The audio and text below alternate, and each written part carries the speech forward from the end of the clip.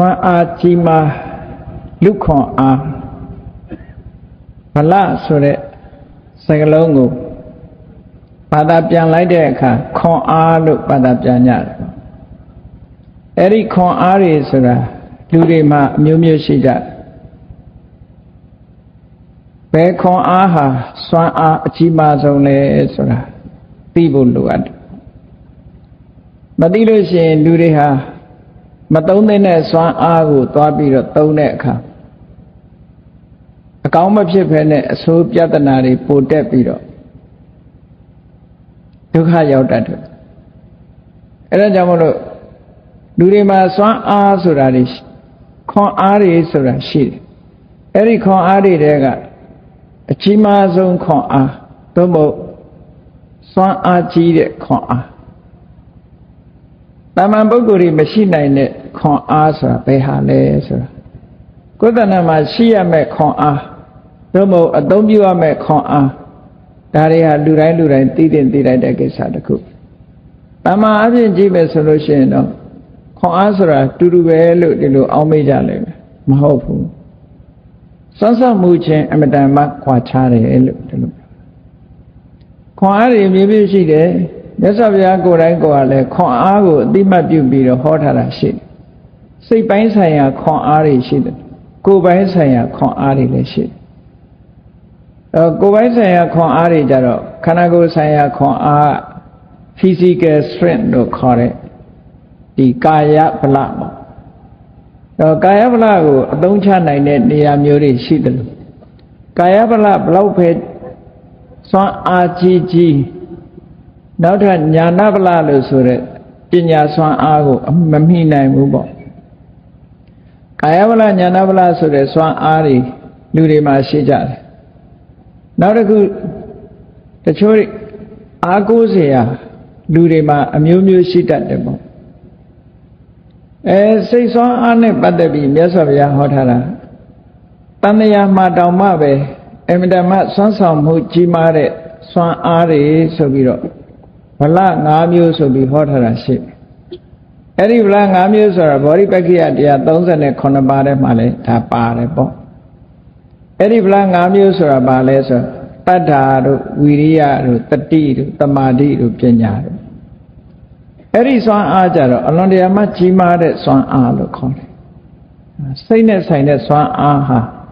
ကာယစွမ်းအားတဲ့အမှန်တမ်းကြီးတယ်မြတ်စွာဘုရားသခင်ကိုရောမြတ်လည်းတာမန်ပုဂ္ဂိုလ်တွေမရနိုင်တဲ့စွမ်းအားတွေကကာယဗလလည်းရှိတယ်ကာယဗလမြတ်စွာဘုရားရဲ့စွမ်းအားကိုညီသည့်ပုဂ္ဂိုလ်မှ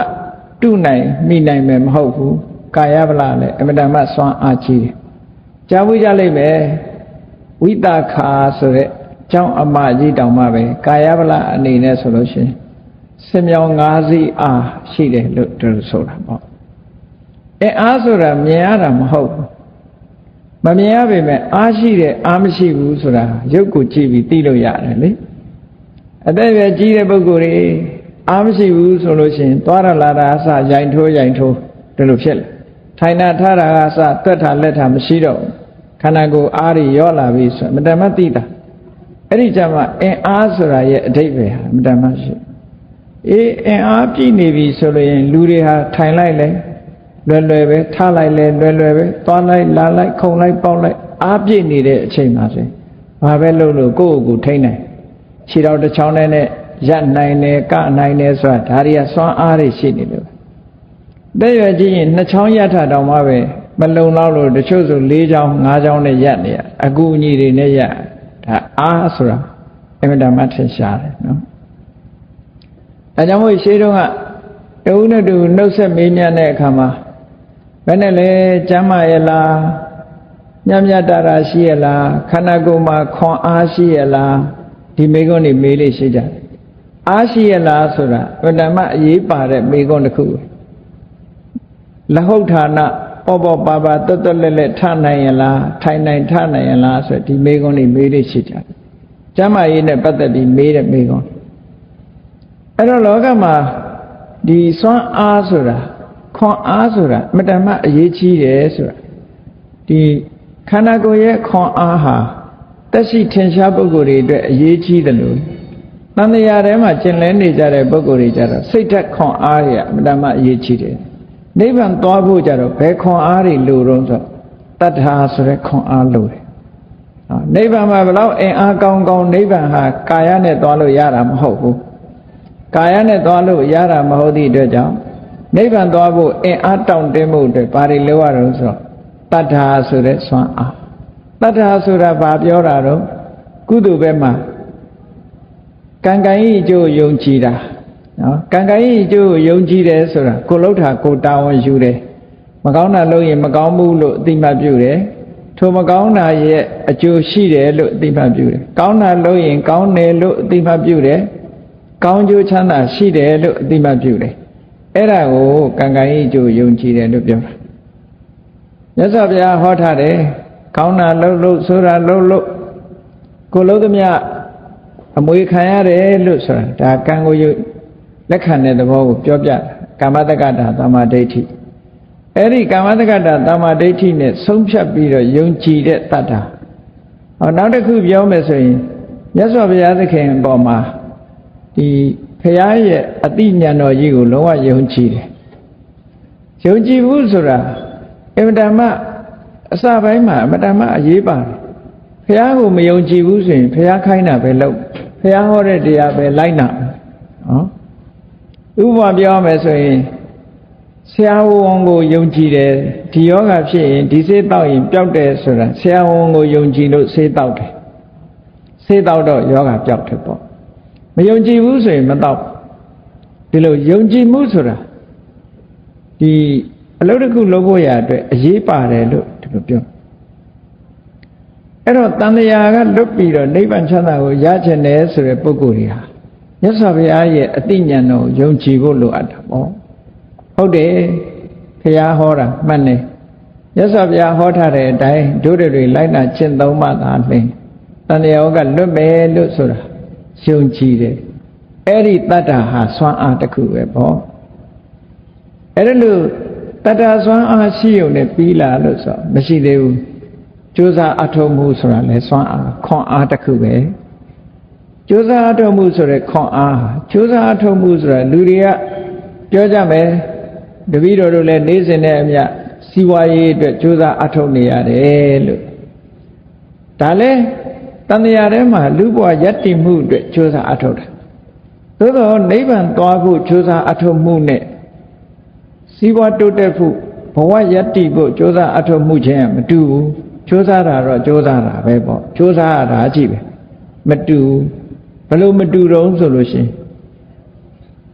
ဘဝယက်တည်ဖို့ဇီဝဥစ္စာရဖို့ကြိုးစားအထောက်တယ်ဆိုတာနေ့စဉ်နဲ့အမျှဒီအယောင်းဝယ်ကိစ္စတွေတို့တာဝန်ဝတ္တရားတွေတို့ဒါတွေကိုကျူးကျူးပန်းပန်းအထောက်တဲ့လုံလဝိရိယကိုပြောတာနိဗ္ဗာန်သွားဖို့လုံလဝိရိယကြတော့အဲ့ဒါမျိုးမဟုတ်ဘူးကြိုးစားတယ်ဆိုတာဘလို့ကြိုးစားရတာကိုယ်တဏ္ဍာမှာအကုသိုလ်တွေမဖြစ်သေးရင်မဖြစ်အောင်ဆုတ်ပိတ်ပြီးတော့ထိန်းတာဆုတ်ပိတ်ထားဆိုပါလို့ဒီကနေ့ငါစိတ်မဆိုးစေရဘူးဒေါသမထွက်စေရဘုံဘုံဒီကနေ့မတရားတဲ့လောဘတွေမဖြစ်စေရအောင်ဒီကနေ့ကြီးပွားတိုးတက်နေတဲ့ပုဂ္ဂိုလ်တွေကိုကြည့်ပြီးအိတ်တာမဖြစ်စေရ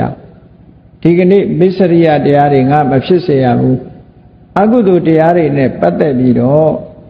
သတ္တနာမှာမဖြစ်စေရဘူးလို့တတိထားပြီးဆုတ်ပိတ်ဖို့ကြိုးစားတာဒါဝိရိယတစ်ခုပဲအဲ့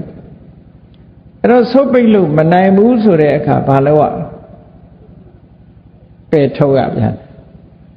ဆုတ်ပိတ်တယ်သို့သောမနိုင်ဘူးဖြစ်လာတယ်ဒေါသမထွက်အောင်ထိန်းတယ်သို့သောဒေါသထွက်လာတယ်ဒီတိုင်းကြည့်နေရမလားမကြည့်ရဘူးအဲ့ဒီဒေါသကိုဖယ်ရှားပစ်ဖို့ကြိုးစားအထောက်မှုတဲ့ဒါလည်းဝိရိယခွန်အားလို့ခေါ်တယ်ဟောနောက်တစ်ခုကဒါမကောင်းတဲ့ဘက်ကမကောင်းတာမဖြစ်ဖို့ဆုတ်ပိတ်တယ်ဖြစ်လာရင်ဖယ်ရှားပစ်တယ်ကောင်းတဲ့ဘက်ကမဖြစ်သေးတဲ့ကုသိုလ်တွေဖြစ်လာအောင်ကြိုးစားရမယ်ဖြစ်ပြီးသားကုသိုလ်တွေတိုးပွားလာအောင်ကြိုးစားရမယ်ဆိုတဲ့လေးဘက်လေးထံကနေကြိုးပမ်းအထောက်မှုဟာဒါဝိရိယခွန်အားလို့ခေါ်တယ်နိဗ္ဗာန်သွားရင်အဲ့ဒီခွန်အားပြည့်ဖို့လိုတယ်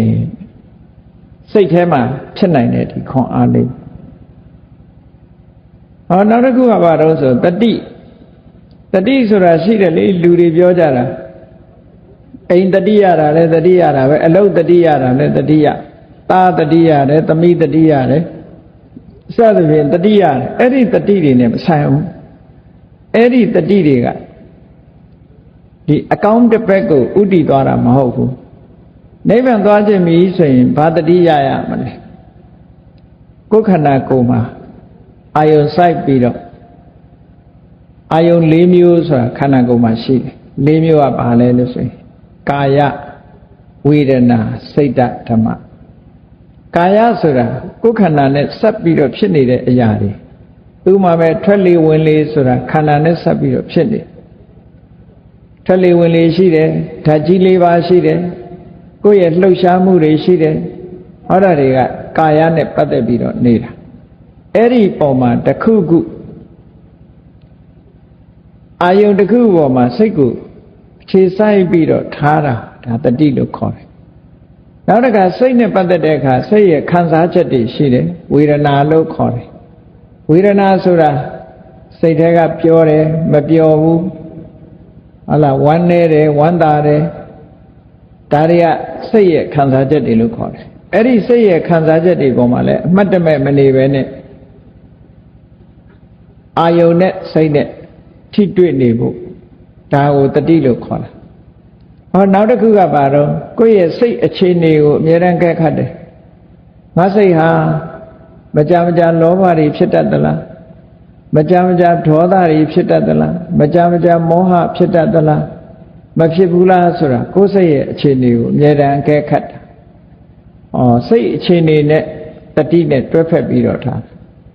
နောက်တစ်ခုဓမ္မဆိုတာကြတော့ကြံတဲ့သဘာဝတွေခန္ဓာကိုယ်နဲ့ဆက်ဆက်ဖြစ်နေတဲ့ကြံတဲ့သဘာဝတွေကိုလည်းပဲတတိကတ်နေပေါင်းလိုက်တော့ဒါတတိပဋ္ဌာန်တရား၄ပါးလို့ခေါ်တာပဲကာယဝေဒနာစိတ်ဓမ္မအဲ့ဒီ၄မျိုးပေါ်မှာတတိကိုတိဆောက်ထားနိုင်ပြီဆိုရင်ဒါနိဗ္ဗာန်ကိုသွားဖို့ခွန်အားတွေရလာပြီတတိဆိုတဲ့ခွန်အားရအဲ့ဒါလိုမဟုတ်ဘဲနဲ့သာတတိရတယ်သမီးတတိရတယ်အလုတ်ကိုင်းနေတတိရတယ်ဟိုတတိယဒီတတိယဆိုတဲ့ဟာတွေကြတော့နိဗ္ဗာန်ကိုသွားတဲ့ဟာမဟုတ်ဘူး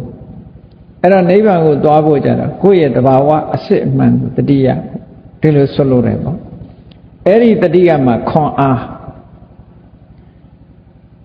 နောက်တစ်ခုကဘာလို့ဆိုတမာတိဆိုတဲ့ခွန်အားတမာတိဆိုတာစိတ်ကလေးကိုအာယုန်တစ်ခုတည်းပေါ်မှာငြိမ်အောင်ထားနိုင်တယ်ခုနထွက်လေဝင်လေလေးပေါ်မှာစိတ်ကိုငြိမ်နေအောင်ထားလိုက်နိုင်တယ်စိတ်ဟာဟိုအာယုံရောက်လိုက်ဒီအာယုံရောက်လိုက်အတွေးပေါ်ရောက်လိုက်အတန်ကြားရင်အတန်ကြားတဲ့ပေါ်ရောက်လိုက်အနံ့ရရင်အနံ့ပေါ်ရောက်လိုက်အရသာပေါ်မှာရောက်လိုက်ခန္ဓာကိုယ်အထီးတွေပေါ်ရောက်လိုက်လို့စိတ်ဟာအာယုံ6ပါးမှာပြေးလွှားသွားတာမရှိပဲနဲ့ကိုထားတဲ့အာယုံလေးပေါ်မှာတည်ငြိမ်ပြီးတော့သွားတာစွမ်းအားတစ်ခုပဲခွန်အားတစ်ခုပဲအဲ့ဒါကိုတမာတိခွန်အားလို့ခေါ်တယ်နောက်ပညာခွန်အားဆိုတာကြတော့ကြည့်ဘုန်းကြီးတို့တွေကြည့်လိုက်မယ်ဆိုလို့ရှိရင်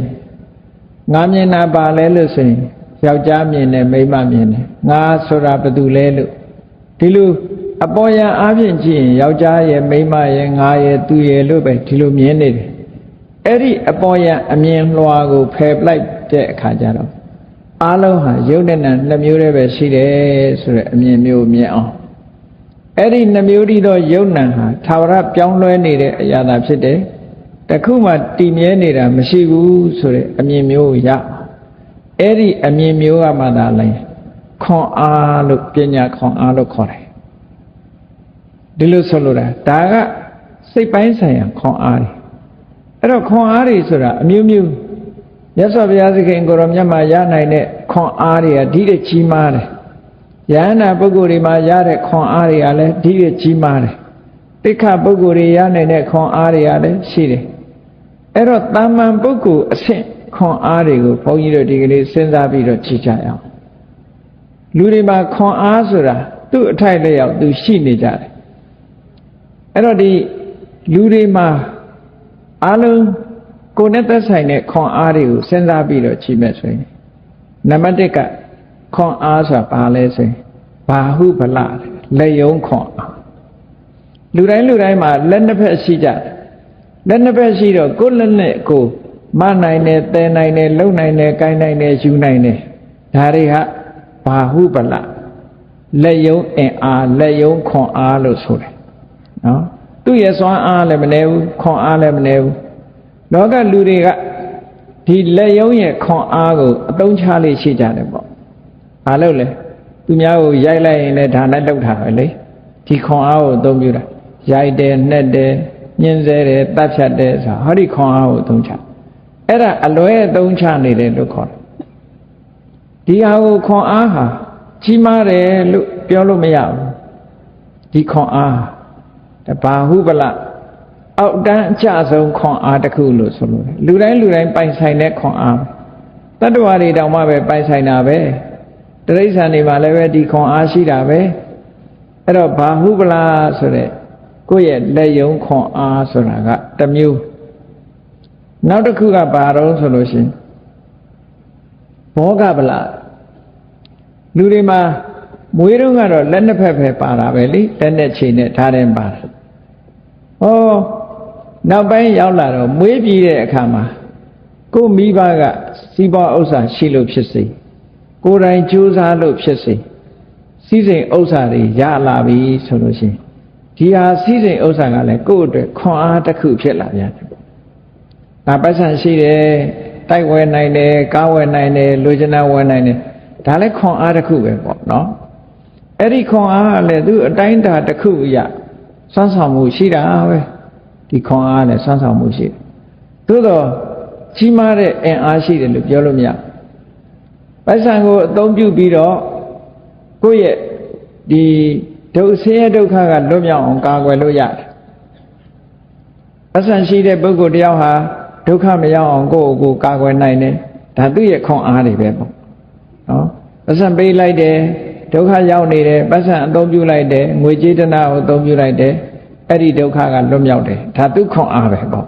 ။အဲ့ဒီခွန်အားကိုသုံးချတယ်။ထိတဲ့ပူတဲ့ခွန်အားသူ့မှာမရှိဘူးဒါပဲ။အဲ့ဒါလို့ဒါကဘောဂပလလို့ခေါ်တယ်သုံးနိုင်တယ်ဆွဲနိုင်တယ်ဆိုတဲ့ခွန်အားနောက်တစ်ခုကဘာတော့ဆိုအမစ္ဆပလကို့မှာတိုင်ပင်ပေါ်တိုင်ပင်ဘက်သို့တူကောင်းဘက်အပေါင်းအသင်းတွေရှိတယ်ဘယင်တွေကြတော့ဒါမင်းတိုင်ပင်အမတ်တွေပေါ့သို့တူကောင်းဘက်တိုင်ပင်ပေါ်တိုင်ပင်ဘက်တွေဟာလည်းပဲအင်အားတစ်ခုပဲတခါတည်းတယောက်တည်းစွမ်းဆောင်နိုင်မှုမရှိတဲ့အခါတိုင်ပင်ပေါ်တိုင်ပင်ဘက်အင်အားနဲ့လူတွေဟာအသုံးပြုကြတယ်အဲ့ဒါလဲခွန်အားတရားပဲတဲ့လောကလူတွေမှာခွန်အားတရားပဲ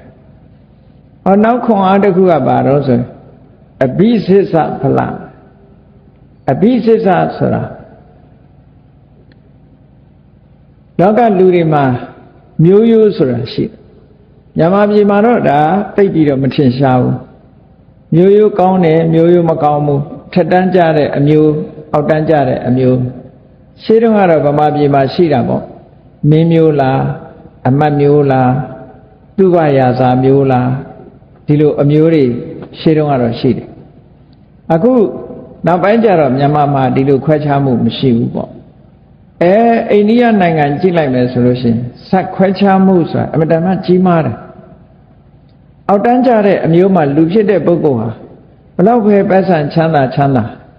နော်ဘလောက်ပဲပညာတတ်တာသူဟာတစ်သက်လုံးအောက်တန်းပဲသူ့ရဲ့ဇာမြင့်တဲ့ပုဂ္ဂိုလ်ကအမြဲတမ်းအနိုင်ကျင့်တယ်ဒါအိန္ဒိယမှာဒီတိုင်းရှိတယ်သဝါဒလက်ခံတဲ့နိုင်ငံတိုင်းမှာဒီလိုရှိတယ်အဲ့တော့ဒီဇက်အမျိုးဇက်မြင့်မားမှုဟာလည်းပဲခွန်အားတစ်ခုပဲအဲ့ဒီခေတ်မှာဆိုလို့ရှိရင်အမျိုးဇက်မြင့်မားမှုဟာခွန်အားတစ်ခုအရက်ထဲမှာလူတကာလေးစားရတဲ့အမျိုးရှိတယ်လို့လူတကာကရှုံချတဲ့အမျိုးလည်းရှိအဲ့တော့လူတကာလေးစားရတဲ့အမျိုးထဲမှာဖြစ်လို့ရှိရင်ဒါခွန်အားတရားအနေနဲ့ဖြစ်တယ်ပေါ့ဒါကိုပြောတာအဘိသစ္စမျိုးအမျိုးမြတ်တဲ့ထဲမှာကိုဖြစ်လို့ရှိရင်ခွန်အားတစ်ခုရတယ်ဟောနောက်ဆုံးတစ်ခုကဘာတော့ဆိုလို့ရှိရင်ပညာဗလာအသိပညာဟာအလွန်တရာကြီးမားတယ်တာမန်နဲ့မတူဘူးပေါ့အဲ့တော့လောကမှာကြီးလိုက်မယ်ဆိုရင်အခုပြောခဲ့တဲ့ခွန်အားတွေဘာဟုပလာဆိုတဲ့လက်ယုံခွန်အားဘောဂပလာဆိုတဲ့စီစိန်ခွန်အားဘောဂပလာဆိုတဲ့စီစိန်ခွန်အားအမစ္ဆပလာလို့ဆိုတဲ့အပေါင်းအသင်းခွန်အား အဘိစစ္စဗလာဆိုရယ်မျိုးရိုးခွန်အားပညာဗလာလို့ခေါ်တဲ့ပညာခွန်အားတဲ့အဲ့ဒီခွန်အားတွေထဲမှာစွမ်းအားအကြီးဆုံးအထက်မြတ်ဆုံးကပညာခွန်အားပဲဉာဏ်နဲ့ခွန်အားတွေကဘယ်တော့မှမမိဘူးတဲ့နော်ကဲလူတွေကိုစဉ်းစားကြည့်လူနဲ့တိရစ္ဆာန်ခွန်အားအနေနဲ့ရှင်ပြီးတော့ကြည့်လိုက်ဆင်ကြီးတစ်ကောင်နဲ့လူသားတစ်ယောက်ဘယ်သူကအားကောင်းမယ်ထင်ဆင်ကြီးကအားကောင်းတယ်ရှင်ပြိုင်ပြီးတော့ဒီတခုလောက်ကြမယ်ဆိုရင်လူရှုံးမှာပဲလေလူရှုံးမှာအဲ့တော့ဆင်ရဲ့အားမပြောနဲ့မြင်းရဲ့အားနွားရဲ့အားတောင်လူကမမိဘူးခွန်အားနေနဲ့ကာယဗလာနဲ့ကြည့်မယ်ဆိုရင်လူတွေရဲ့အင်အားဟာဘာမှမရှိဘူးအဲ့တော့အင်အားဗလာအရာမှာဆိုလို့ရှိရင်တခုခုအားကိုအသုံးပြုမယ်ဆိုရင်လူတွေဟာအရှုံးတယ်အားပြိုင်ကြမယ်ဆိုရင်လူတွေဟာအရှုံးတယ်ကဲနောက်တစ်ခုစဉ်းစားကြည့်ရေထဲမှာငါးတစ်ကောင်နဲ့ပြိုင်ပြီးတော့ကူးမယ်ဆိုရင်ဘယ်သူရှုံးမလဲလူပဲရှုံးမှာပဲဟုတ်ကဲ့လားကုန်းပေါ်မှာသမင်းတစ်ကောင်နဲ့ပြိုင်ပြီးတော့ပြေးကြမယ်ဆိုရင်ရောဘယ်သူရှုံးမလို့လူပဲရှုံးမှာပဲကောင်းကင်ကိုငှက်တစ်ကောင်နဲ့ပြိုင်မယ်ဆိုလို့ရှိရင်လေလူပဲရှုံးမှာပဲအဲ့တော့စဉ်းစားကြည့်လူတွေကဒီငှက်ကိုလည်းမပြိုင်နိုင်ဘူးနော်ယုံကလေးတွေကြောင်လေးတွေတောင်လူကမပြိုင်နိုင်ဘူးအင်အားအရာဆိုလို့ရှိရင်ကျွဲတွေနွားတွေဆင်းနေမပြိုင်နိုင်ဘူးလူကအရှုံးနေတယ်ရေထဲမှာဆိုလို့ရှိရင်ငါးတွေလူရအရှုံးပေးရအဲ့တော့တတ္တဝါတွေနဲ့ရှင်ကြည့်လိုက်မယ်ဆိုလို့ရှိရင်လူရဲ့ခန္ဓာကိုယ်တိဆောက်ထားမှုဟာအမှန်တမ်းညံ့ပြင်းတယ်လို့ဒီလိုပြောအောင်ခွန်အားရာဆိုလဲဘာမှမဟုတ်ဘူးဘာမှမရှိဘူးတရိစ္ဆာန်တွေလောက်တောင့်တင်းမှုမရှိဘူးတရိစ္ဆာန်တွေလောက်အပြေးမမြန်ဘူးတရိစ္ဆာန်တွေလောက်ရေကူးမမြန်ဘူးတရိစ္ဆာန်တွေလောက်အင်အားမကောင်းဘူးဟောအဲ့ဒီဘက်ကကြည့်လိုက်မယ်ဆိုလို့ရှိရင်လူတွေဟာဒီခွန်အားအရာမှာအမှန်တမ်းညံ့အမှန်တမ်းညံ့ကာယစွမ်းအားဟာလူတွေကအမှန်တမ်းညံ့ဒါဖြင့်လူတွေကဘယ်ဟာတာဘယ်အတွက်ကတာတာလဲလို့ဆိုပညာဗလာဆိုတဲ့ခေတ်စကားနဲ့ပြောရင်တော့အုံနောက်ပေါ့လူတွေကအုံနောက်ကိုအသုံးပြုနိုင်တယ်ပညာကိုအသုံးပြုနိုင်တယ်အဲ့ဒီပညာခွန်အားကြီးမားသည့်အတွက်ကြောင့်ဆင်ကြီးကိုလည်းအနိုင်မယူနိုင်ဘူးလားနိုင်တယ်ဆင်ကိုခိုင်းစားတယ်တရိစ္ဆာန်တွေကိုခိုင်းစားနေတယ်လူတွေကငှက်တွေတဲ့ပြိုင်ပြီးတော့ကောင်းကင်ပြန်တဲ့လိမ်မြန်တွေတီထွင်ပြီးတော့ဟုတ်ကဲ့လားရေထဲမှာလည်းပဲသင်္ဘောတွေနဲ့ဖြတ်သွားတယ်ရေထဲမှာနေတဲ့ငါးကိုဖမ်းနိုင်တဲ့လူတွေကရေထဲမှာငုတ်ပြီးတော့ရေထဲမြုပ်နေတဲ့ယရနာတွေကိုလည်းရအောင်ယူနိုင်တယ်မြေကြီးထဲမှာရှိတဲ့ဟာတွေကိုလည်းရအောင်လုပ်နိုင်တယ်တရိစ္ဆာန်လောကကြီးတစ်ခုလုံးကိုလူတွေကအုပ်ချုပ်နိုင်တယ်ဘယ်စွမ်းအားကိုအသုံးပြုတာတော့လို့မေးလို့ရှိရင်ပညာခွန်အားကိုအသုံးပြုတယ်လို့ဒီလိုဆိုတာဒါမှရှင်းထင်ရှားဘူးလားအဲ့တော့ဉာဏ်နဲ့ခွန်အားတွေဟာအလကားပဲပညာနဲ့ရှင်လိုက်ရင်ဉာဏ်နဲ့ခွန်အားတွေဟာခွန်အားလို့မပြောရတော့အောင်စွမ်းအားတတ္တိအမြဲတမ်းနဲတော့လူရဲ့ရှိတဲ့ခွန်အားတွေဟာတရိစ္ဆာန်ခွန်အားတွေကိုမမေ့ဘူးတရိစ္ဆာန်နဲ့တာလွန်တဲ့ခွန်အားသည်ပညာလို့ခေါ်တဲ့အုံနောက်ခွန်အားပဲအုံနောက်ဆိုတာတင်စားပြီးတော့ပြောတဲ့စကားနော်ပညာခွန်အားဟာအမြဲတမ်းကြီးမားတယ်ဒါကြောင့်မို့လို့သုံးလောကထွတ်ထားမြတ်စွာဘုရားဆိုတာလူသားတွေကပေါ်တာလားနတ်မြမာတွေကပေါ်တာလားလို့မေးရင်ဘယ်လိုဖြေလူသားတွေကပေါ်တာအဲ့တော့လူတွေတွေကရတဲ့ဒီမြတ်စွာဘုရားကဘာကြောင့်နတ်တွေမြမာတွေတဲ့စွမ်းအားကြီးရတာတော့မေးမယ်ဆိုလို့ရှိရင်ပညာခွန်အားကြောင့်ပဲဒီလိုဆိုလို့တာနော်မြမာတွေဆိုတာကဘာချီပြီးတော့အသက်ရှည်တယ်နတ်တွေဆိုတာလဲတာဝရိဏနတ်ကြည့်နော်လူပြေတရက်မှာလူပြေမှာအနှစ်100မှာသူက1ရက်ရှိသေးတယ်စတုမာတွေဆိုရင်လူပြေမှာအနှစ်90ဆိုသူက1ရက်ရှိသေးတယ်တာဝရိဏကအနှစ်100မှာ1ရက်ရှိသေးတယ်ဟောအဲ့ဒီနည်းနဲ့သွားရင်သူတို့တက်တန်းတွေအမှန်တမ်းကြီးမားတယ် တက်တန်းနဲ့ပြိုင်လိုက်ရင်လေသူတို့ကတာနေချမ်းသာဒုက္ခနဲ့ပြိုင်အောင်မလားစာပေကျမ်းဂန်ထဲမှာဘယ်လောက်ထိအောင်ဆိုထားတော့ဆိုလို့ရှင်လူချမ်းသာနဲ့နတ်ချမ်းသာရှင်ကြည့်လိုက်မယ်ဆိုရင်တဲ့လူချမ်းသာဆိုတာသမုဒ္ဒရာတွေကရေတစ်စက်လောက်ပဲရှိတယ်အမတန်မှနဲတယ်လို့ပြောတယ်ကြံတဲ့ရေတွေဟာနတ်ချမ်းသာနဲ့တူအဲ့တော့လူချမ်းသာဆိုတာအမတန်မှနဲတယ်ဒါကိုလူတွေကချမ်းသာလာပြီထင်နေကြတာနော်နတ်ချမ်းသာနဲ့လူချမ်းသာနဲ့ရှင်ပြီးတော့ကြည့်လိုက်လို့ရှင်သမုဒ္ဒရာတွေကရေတစ်စက်ပမာဏသည်လူချမ်းသာသမုဒ္ဒရာကြီးပမာဏသည်နတ်ချမ်းသာအမှန်တမ်းကွာခြားတယ်လို့ဒီလိုအဓိပ္ပာယ်ပြောတယ်အဲ့တော့ဘလောက်ပဲချမ်းသာဒုက္ခတွေကြီးဘလောက်ပဲသက်တမ်းရှည်ဘလောက်ပဲရုပ်ရည်ရူပကာယကြီးမာချောမောလှပနောက်ဆုံး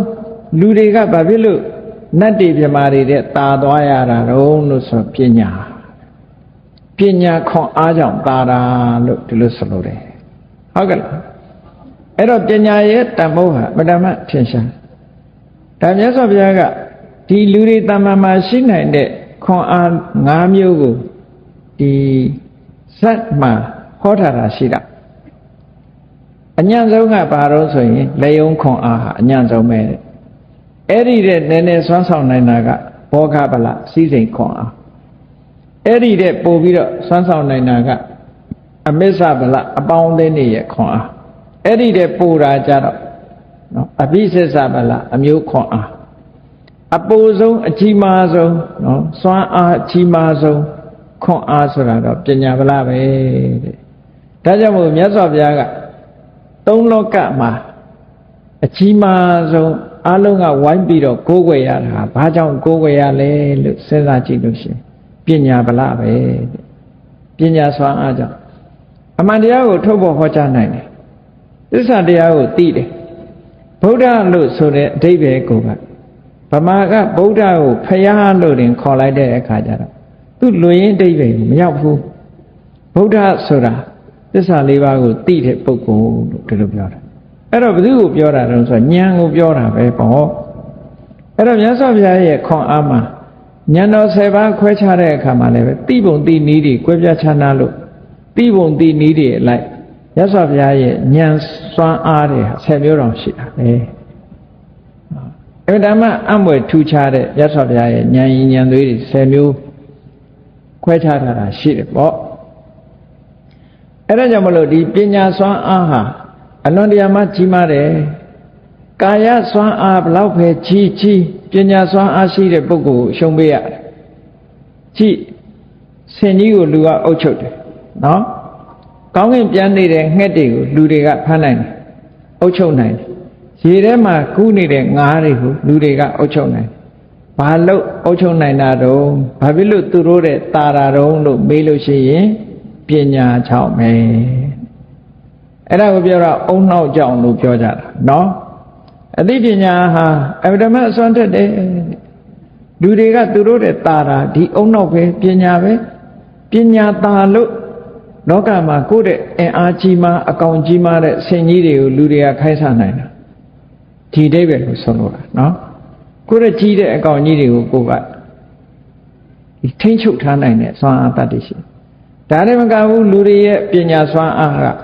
သဘာဝတရားကိုလည်းထိမ့်ချုပ်နိုင်စွမ်းရှိလာတယ်သဘာဝစွမ်းအားတွေကိုထိမ့်ချုပ်နိုင်တယ်သဘာဝကိုအသုံးပြုအခုကြည့်လေလူတွေရဲ့စွမ်းအားနဲ့ဉာဏ်အားနဲ့တည်ထွင်ထားတာညဘလောက်မောင်းလျှက်စစ်မီးအောင်နဲ့မနေနိုင်ဘူးလားဒါလည်းလူတွေရဲ့စွမ်းအားတစ်ခုပဲပေါ့လူတွေတည်ထွင်ထားတဲ့စွမ်းအားတစ်ခုပဲပေါ့အမောင်ကိုဖယ်နိုင်တဲ့အလင်းရောင်ကိုလည်းလူတွေကတည်ထွင်ထားကြတယ်အဲ့ဒါဘာတွေလဲဆိုရင်ပညာစွမ်းအားတွေပဲပေါ့လောကီကိစ္စတွေမှာလည်းပညာစွမ်းအားရဲ့နေရာဟာအမှန်တမ်းထင်ရှားတယ်အဲ့တော့ဒီလိုပြောတော့ဘုန်းကြီးတို့တွေဘာကိုတတိထားရမှာလဲလို့ဆိုရင်တို့တွေအသိပညာစွမ်းအားရအောင်ကြိုးစားရမယ်ဆိုတဲ့အဓိပ္ပာယ်မပေါ်ဘူးလားလူဘဝရလာတဲ့အချိန်မှာအများတဲ့တာလွန်တဲ့ပညာရက်ကိုတို့တွေမရဘူးဆိုလို့ရှိရင်တစ်သလုံးဘဝတစ်ခုမှာနလပိန်းတုံးဘဝနဲ့နေသွားမယ်ဆိုရင်တရိစ္ဆာန်နဲ့ဘာထူးတော့မှာလဲနော်ဒါကြောင့်မလို့အသိဉာဏ်ရအောင်ကြိုးစားကြ အခုလိုတရားပွဲလုပ်ပြီးတော့တရားနာရဲဆိုတာဘာအတွက်လဲဆိုပညာဗလပညာစွမ်းအားတွေခွန်အားတွေရအောင်လုပ်တာပဲတရားနာရဲဆိုတာအပျော်နာတာမဟုတ်ဘူးဉာဏ်စွမ်းအားတွေဉာဏ်ခွန်အားတွေပြည့်လာအောင်ဖြည့်တယ်လူတွေကကာယဗလခန္ဓာကိုယ်အားပြည့်ခြင်းလို့ရှိရင်အားစေးတွေတောက်ကြတယ်အားစေးတွေတောက်ကြတယ်အစာကောင်းကောင်းစားကြတယ်ဘာလုပ်ဖို့တုံးဆိုခွန်အားရှိအောင်လို့တဲ့အားရှိအောင်လို့ဆိုပြီးတော့ဒီအားစေးတွေဝယ်ပြီးတော့တောက်ကြတယ်သို့တော့လူတွေမေ့နေတာဘာတုံးဆိုရင်ဉာဏ်စွမ်းအားဖြည့်ဖို့ကြတော့တော်တော်များများမေ့နေကြတယ်တရားမနာနိုင်ဘူးဓမ္မနဲ့ပတ်သက်ပြီးတော့မလေးလာနိုင်ဘူးအဲ့တော့တရားမနာဓမ္မနဲ့ပတ်သက်ပြီးမလေးလာနိုင်ရင်ဓမ္မနဲ့ပတ်သက်တဲ့ဉာဏ်စွမ်းအားတွေရနိုင်မှာမလားမရနိုင်ဘူးသူ့ဘာသူအလိုလျောက်ရမလားဘူးပညာဆိုတာခွန်အားဆိုတဲ့ဟာအင်မတန်မှကြီးမားတဲ့ခွန်အားတစ်ခုဒါရလာကြတယ်အဲ့တော့ပညာခွန်အားနဲ့ပတ်သက်လာလို့ရှိရင်မြတ်စွာဘုရားကဟောထားတာရှိတယ်ပညာရှိလာပြီဆိုလို့ရှိရင်လောကမှာပညာခွန်အားနဲ့ပြည့်စုံလာပြီဆိုရင်ကိုယ်ချင်းတရားလည်းကောင်းလာတယ်တဲ့စက်တရေဆိုတာလည်းရလာတယ်ဟုတ်တယ်ဒီလူကအသိပညာရှိတယ်ဘယ်ပညာမှာထက်မြက်တယ်တော်တယ်ဆိုတဲ့ခုံစက်တရေလည်းသူ့ပေါ်မှာရလာဒါကြောင့်မို့စာပေကျမ်းကမှာသုံးထားတာသီလဆိုတဲ့ကိုယ်ချင်းတရားတို့တိတိဆိုတဲ့စက်တရေမင်္ဂလာတို့ဆိုတာဟာတဲ့ပညာရှိတဲ့ပုဂ္ဂိုလ်ရဲ့နောက်မှာအမြဲတမ်းကပ်ပါလာတတ်တယ်အသိပညာရှိပြီဆိုလို့ချင်းတာမန်ကြည့်အောင်လူလောကမှာနော်အစွမ်းထက်တဲ့ပညာကိုအသာထားလောကမှာလူချင်းတူမွေးဖွားလာပြီးတဲ့နောက်မှာစီးပွားရှာတတ်တဲ့ပညာရှိသူနဲ့မရှိသူတူသလားမတူဘူးလားစီးပွားရှာတတ်တဲ့ပုဂ္ဂိုလ်ကတဖြည်းဖြည်းစီးပွားတွေတိုးတက်ပြီးတော့သူကကြီးပွားလာနော်ဟိုတောကနေပြီးတော့မြို့ရောက်လာတယ်မြို့မှာလည်းတိုက်နဲ့ကားနဲ့ဖြစ်လာတယ်ဟိုးစီးပွားမရှာတတ်တဲ့လူကမွေးတဲ့နေရာလေးမှာပဲဒီတိုင်းတဘွားပြီးသွားတာတွေလည်းအများကြီးရှိတယ်ဟုတ်ကဲ့လား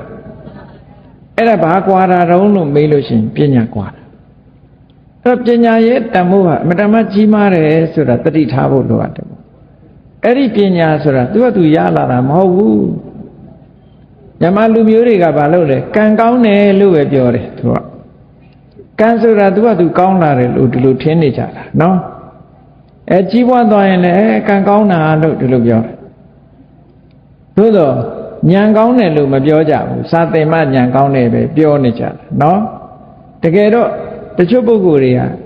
ကံကောင်းတာတဲ့ဒီအသိဉာဏ်ရှိလို့ဉာဏ်ရှိတဲ့ပုဂ္ဂိုလ်တွေကဒီလိုလောက်သွားကြတာဘုန်းကြီးတို့ ਨੇ ဒီတားတဲ့နယ်ကပုဂ္ဂိုလ်တွေရှိတယ်လက်တွေ့တွေပြောရမယ်ဆိုလို့ရှိရင်အေးတောင်သူလုပ်ငန်းလုပ်ရင်ကနေပြီးတော့တချို့ဆိုတစ်သလုံးတောင်သူပဲနှစ်စင်လာလဲဒါပဲလုပ်နှစ်စင်လာလဲဒါပဲလုပ်ဘာလုပ်ရမလဲဆိုတဲ့စဉ်းစားဉာဏ်ရှေ့မှာတိတ်မရှိကြမရှိတဲ့အခါကျတော့တစ်နှစ်လာလဲဒါပဲတစ်နှစ်လာလဲဒါပဲဒီလိုနဲ့နေသွားကြအဲ့ဒီမဲ့ထူးချွန်တဲ့ပညာရှိတဲ့ပုဂ္ဂိုလ်ကြတော့အဲ့ဒီလိုမလုပ်ဘူးသူများလှုပ်ရလှုပ်စင်မလုပ်ဘူးသူကသူတီထွင်ပြီးသူစိတ်ကူးနဲ့သူလှုပ်တယ်လှုပ်တော့တိုးတက်လာတယ်တိုးတက်လာတဲ့အခါနေရာရွှေ့တယ်လုပ်ငန်းတွေတိုးချဲ့လာတယ်ဟောနောက်ဆုံးကြတော့သူကချမ်းသာကြွယ်ဝသွားတဲ့ပုဂ္ဂိုလ်ဖြစ်သွားတယ်ဒါကကံလို့ပြောလို့မရဘူးပေါ့ဉာဏ်ရှိရတယ်ဉာဏ်ရဲ့နောက်မှာဝီရိယလိုက်ရအဲ့ဒါကိုပြောတာပညာရှိပြီဆိုရင်နောက်ကစက်တရေဆိုတာလိုက်လာတယ်လို့ဒီလိုအဓိပ္ပာယ်ရတာနော်အဲ့ဒါကြောင့်မလို့အသိဉာဏ်ဆိုတာ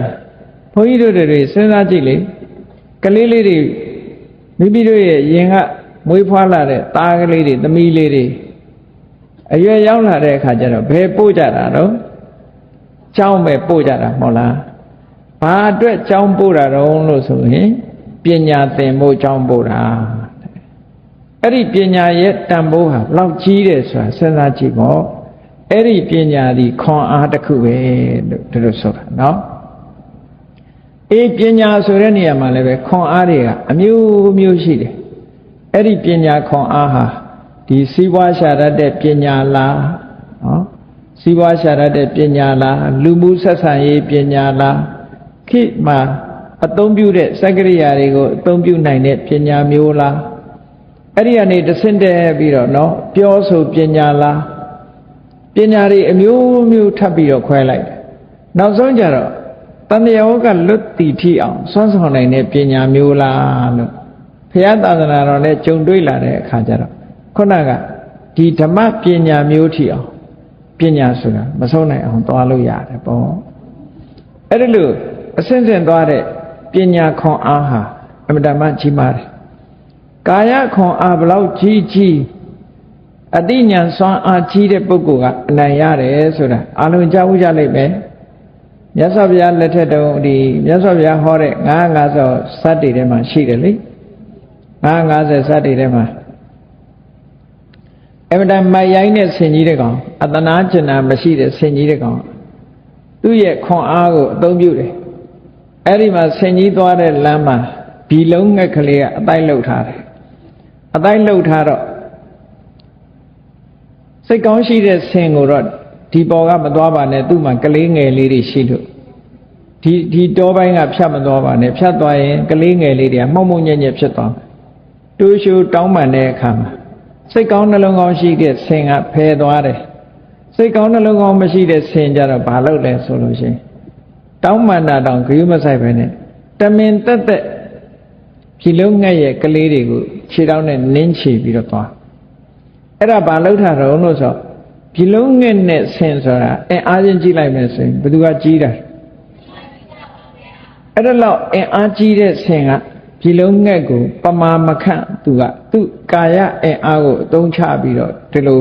အနိုင်ကျင့်သွားတာအဲ့ဒီအနိုင်ကျင့်သွားတဲ့အခါမှာဖြီလုံးငှက်မလေးကဒါလောက်သူ့ပေါ်မှာအနိုင်ကျင့်တဲ့အကောင်ကိုသူ့ဉာဏ်စွမ်းနဲ့ဒုက္ခရောက်အောင်လုပ်မယ်ကလေးစားခြေတယ်ပေါ့သဘောအားနော်ကလေးစားခြေတာကောင်းတာကိုပြောတာမဟုတ်ဘူးအားဒီအသိဉာဏ်ရှိတဲ့ပုဂ္ဂိုလ်ကအနိုင်ရတာကိုပြောတာအခုပထမမှာတော့အားကြီးတဲ့ဆင်ကြီးကနိုင်တဲ့အောင်ဖြစ်သွားတယ်ဟုတ်ကဲ့လားအဲ့ဒါလောက်အားကြီးတဲ့ဆင်ကြီးကို तू ပြိုင်ပြီးတော့ဒီပလုံးငှက်ကလေးကတတ်မဲ့ဆိုရင်ဘယ်သူရှုံးမလို့ तू ပဲရှုံးမှာပဲဟောသူ့ဉာဏ်စွမ်းအားနဲ့ဘာလုပ်လဲဆိုရင်ဒီဆင်ကြီးကိုဒုက္ခရောက်အောင်လုပ်တယ်နောက်ဆုံးမှာကြီးကန်းရဲ့အကူအညီနဲ့မျက်လုံးကိုဖောက်ခိုင်းတယ်ရှင်မမဲရိုင်းနေရဲ့အကူအညီနဲ့ကြီးကန်းကစိတ်ဖောက်ထားတဲ့မျက်လုံးထံရထဲမှာဒီလောက်ဥတွေကိုဥချခိုင်းတယ်ဟောဒုက္ခပေးတာကြည့်နော်သူစွမ်းဆောင်နိုင်တာတွေကိုသူအသိဉာဏ်နဲ့ဘယ်သူဘာလုပ်ပဲဘယ်သူဘာလုပ်နောက်ဆုံးမှာဆင်ကြီးကမျက်စိနဲ့ကွင်းအလင်းမရတဲ့အကောင်ဖြစ်သွားအဲ့ဒါလို့အလင်းမရပြီဆိုတဲ့အခါမှာကြည်သူ့လက်နဲ့ဒီဘီလုံးငှက်ကလေးကသူ့မှာဆင်ကိုတတ်နိုင်တဲ့စွမ်းရည်တတ်တွေသူ့မှာမရှိဘူးသို့တော့ဘာကိုအသုံးပြုပြီးတော့သူတတ်တယ်လဲဆိုရင်သူ့ရဲ့အုံနောက်ကိုအသုံးပြုတယ်ကြီးကန်းရဲ့အကူအညီယူတယ်ရှင်မမိုင်းရဲ့အကူအညီကိုယူတယ်နောက်ဆုံးကြတော့ဘသူရဲ့အကူအညီကိုယူတော့ဆိုရင်ဖားရကောင်ရဲ့အကူအညီကိုယူတယ်ရေစာလုံးလို့မျက်စိနဲ့ကွင်းအလင်းမရတဲ့ဆင်ကြီးကရေလိုက်ရှာတဲ့အခါမှာဖားကဒုက္ခရောက်အောင်6ကဘာမှာအပေါ်နာကអော်လိုက်နောက်တစ်ခါဆင်ကြီးကရေရှာတော့ဖားရှိရင်ရေရှိလိုက်မယ်ဆိုလာတယ်နောက်ဆုံးမှာ6ကဘာကြီးဘက်ကိုရောက်အောင်ဖားကအတန်ပြုတ်လိုက်တဲ့အခါမှာနောက်ဆုံးဆင်ကြီးက6ကဘာထဲလိမ့်ကြပြီးတော့သိဆုံးသွားတယ်ဆိုတဲ့ဇာလံရှိတယ်လေ950ထဲမှာအဲ့ဒီဇာလံရှိတယ်အဲ့တော့ကြည့်နော်ကာယဗလဆိုတဲ့ဘာဟုဗလဆိုတဲ့လက်ယုံအားဟာဒါကြောင့်မို့အနှိမ့်ဆုံးပဲတဲ့စဉ်းစားဉာဏ်ရှိတဲ့ပုဂ္ဂိုလ်ကသူ့ကိုအကုန်အနိုင်ယူလို့ရတယ်အဲ့ဒါကြောင့်မို့လို့ပညာရဲ့တန်ဖိုးကအမတန်မှကြီးတယ်ဘာဟုဗလကာယဗလဆိုတဲ့ဒီစွမ်းအားခွန်အားတွေဟာဘာမှတန်ဖိုးမရှိဘူးအဲ့တော့တန်ဖိုးရှိတဲ့အရာဟာပညာကသူတို့တဲ့ပို့ပြီးတော့စွမ်းဆောင်နိုင်တယ်လို့ဒီလိုဆိုလိုတာပေါ့အဲ့တော့ပညာရဲ့စွမ်းဆောင်နိုင်မှုကအလွန်ကြီးတာကြည့်လေပညာကအသိပညာရှိလာပြီဆိုလို့ရှိရင်ဘယ်လိုလုပ်နိုင်တယ်လဲလို့ဆိုရင်ပညာရှိတဲ့ပုဂ္ဂိုလ်ဟာဆင်းရဲဒုက္ခနဲ့ကြုံအောင်ချမ်းသာဒုက္ခကိုရအောင်ယူနိုင်တဲ့စွမ်းရည်တတ်သိရှိတယ်ပညာရှိပြီဆိုလို့ရှိရင် ကြားနာရတဲ့အကြောင်းအရာတစ်ခု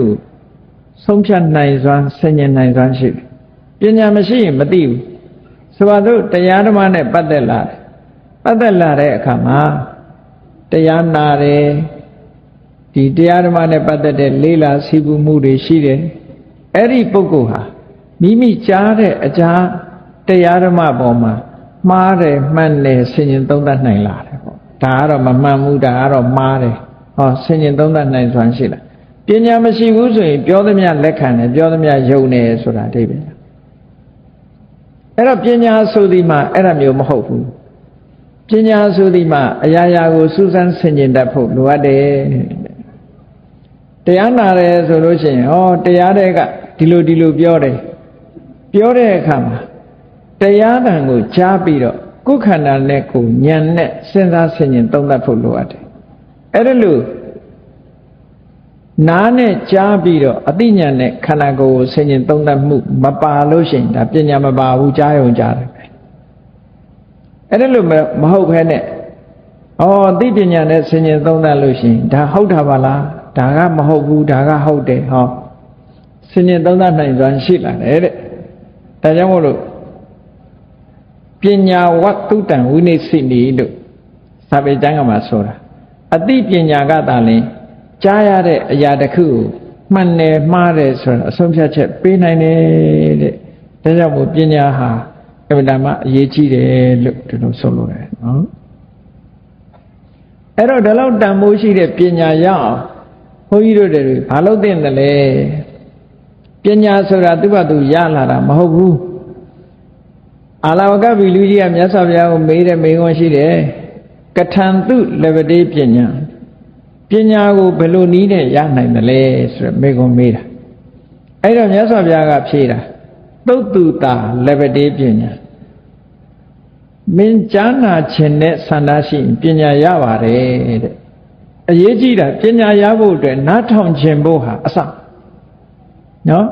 တရားနာခြင်းနဲ့ဆိုတာကပညာရခြင်းနဲ့အဓိပ္ပာယ်ပဲပေါ့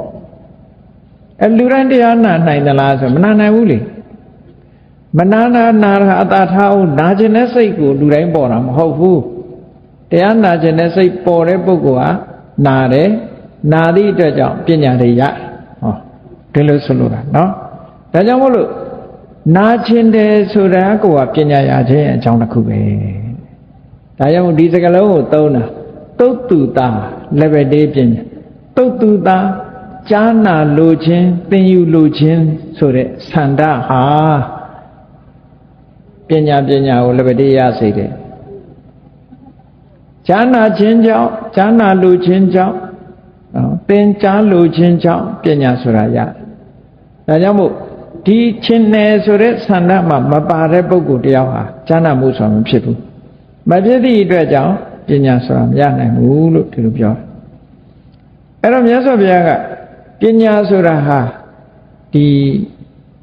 ကြားနာခြင်းမှုပေါ်မှာမူတည်ပြီးတော့ပညာရနိုင်တယ်ဆိုတာအစဆုံးအခြေခံအကြောင်းတရားကိုထည့်ပြီးတော့ဟောလိုက်တာကဲကြားနာခြင်းတော့လူတွေကဘာလုပ်တုံးဆိုလို့ရှိရင်ပညာရခြင်းလာတဲ့ပုဂ္ဂိုလ်တယောက်ကဘာဒီဆက်လုပ်လာလဲသိခြင်းနဲ့တတ်ခြင်းလာတယ်ဆိုတော့ဘာဖြစ်လဲသေဝိထဗုဒ္ဓေနိပုနေဘဟုတုတေပညာရခြင်းတဲ့ပုဂ္ဂိုလ်ဟာကိုယ့်ရဲ့ဂုဏ်သိက္ခာကြီးမားတဲ့ပုဂ္ဂိုလ်စဉ်းစားဉာဏ်ထက်မြက်တဲ့ပုဂ္ဂိုလ်ဘဟုတုတများတဲ့ပုဂ္ဂိုလ်တွေထန်ချင်းခတ်တယ်တဲ့ဒါပညာရဖို့ရအကြောင်းတရားတွေပဲပေါ့ဘဟုတုတကိုယ့်ရဲ့များတဲ့ပုဂ္ဂိုလ်တွေချင်းခတ်တယ်မိဝဲတယ်စိကတ်တယ်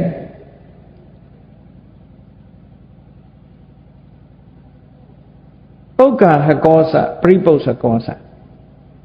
အဲ့ဒါလို့စိကတ်ပြီးတော့မလုပ်လဲသင်ယူတယ်အခုတရားနာနေတယ်ဆိုတာအကြောင်းအရာတွေကိုသင်ယူနေတာတရားနာတာလည်းသင်ယူခြင်းတစ်မျိုးပဲပေါ့ဟောပြောနေတဲ့တရားတွေကိုသင်ယူနေကြတာအခုကြည့်ပြီးအားလုံးစွမ်းအားကြီးမားဆုံးဟာဘာလဲဆိုရင်ခွန်အားတွေထဲမှာစွမ်းအားကြီးမားဆုံးခွန်အားဆိုတာဘာလဲလို့ပြောတော့ပညာလို့ဆိုတာသိသွားကြဟုတ်ကလားပညာခွန်အားသည်အကြီးမားဆုံးဆိုတာဒါသိသွား ဒါဘာလို့သိတာသင်လိုက်လို့သိတာဒီလိုဆိုလိုတာအဲ့ဒါကိုဥက္ခဟကောတစ်လုံးသိနှလုံးသိသင်သွားတယ်နောက်ဒီတဲ့အဆင့်မြင့်လာတဲ့အခါကျတော့ဒါကယုတ်တရားဒါကနန္တရားဒါကပထဝီခေါ်တယ်ဒါကအာဘောခေါ်တယ်ဒါကတေဇောခေါ်တယ်ဒါကဝါယောခေါ်တယ်နဲ့ဓာတ်ကြီး၄ပါးကိုသင်တယ်ဟောယုတ်တရားနန္တရားတွေကိုသင်တယ်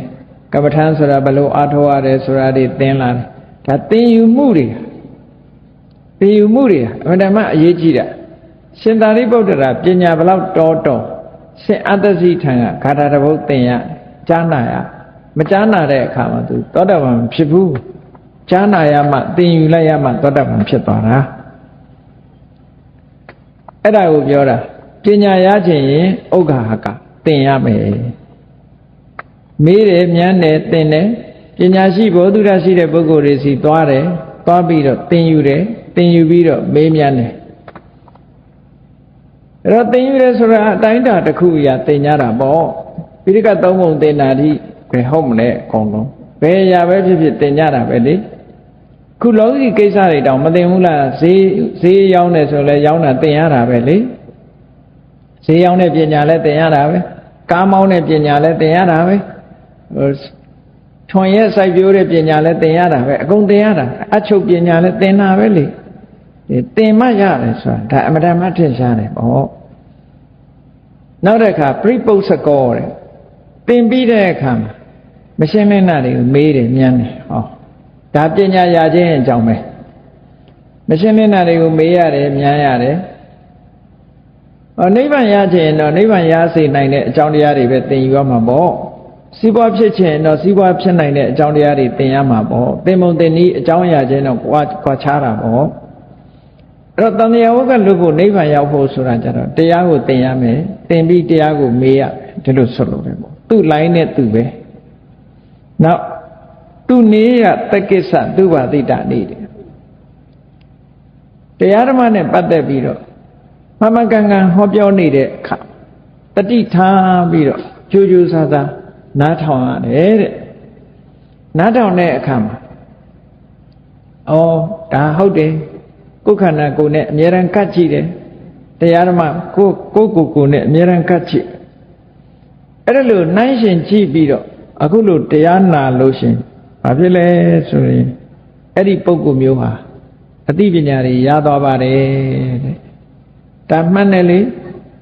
ဒီတရားတစ်ပုဒ်နာလိုက်ရင်အဲ့ဒီတရားတစ်ပုဒ်ထဲမှာပါတဲ့အသိပညာတွေကိုယ်စီရောက်လာတာခရီးတစ်စိုက်မမတ်သားသားနာလိုက်လို့ရှိရင်အဲ့ဒီပညာရက်တွေကကိုယ်စီရောက်လာတာဒီလိုဆိုလိုတာပေါ့နော်အဲ့ဒီပညာရလာပြီကဲမြတ်စွာဘုရားသခင်ကိုရောမြတ်ကဟောတယ်ပညာဗလာဟာစွမ်းအားထက်ဆုံးပဲလို့ဆိုတော့ကြည့်နိဗ္ဗာန်ကိုသွားခြင်းနဲ့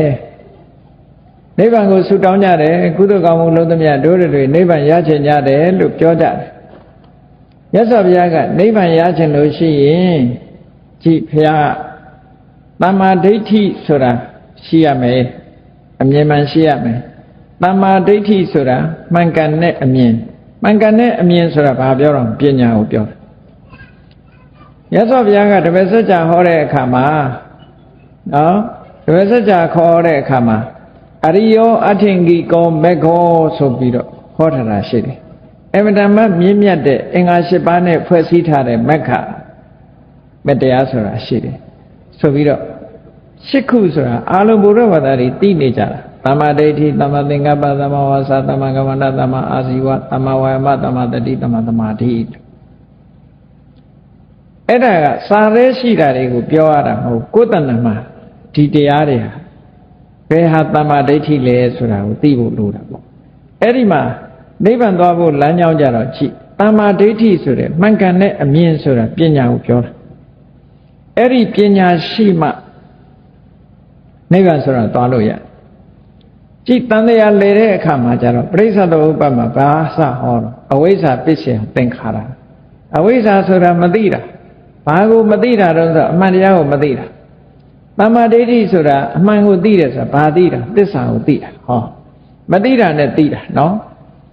အဲ့တော့မသိတာနဲ့သိတာမသိရင်တန်တရားလဲမှာပဲသိရင်တန်တရားဟောကလွတ်တယ်ဩ ပညာကိုစီးပူးအထောက်ရမယ်လို့ဒီလိုဆိုလို့တယ်ကဲဒါဖြင့်ကောင်းပြီမက္ခင်ကလို့ဆိုတဲ့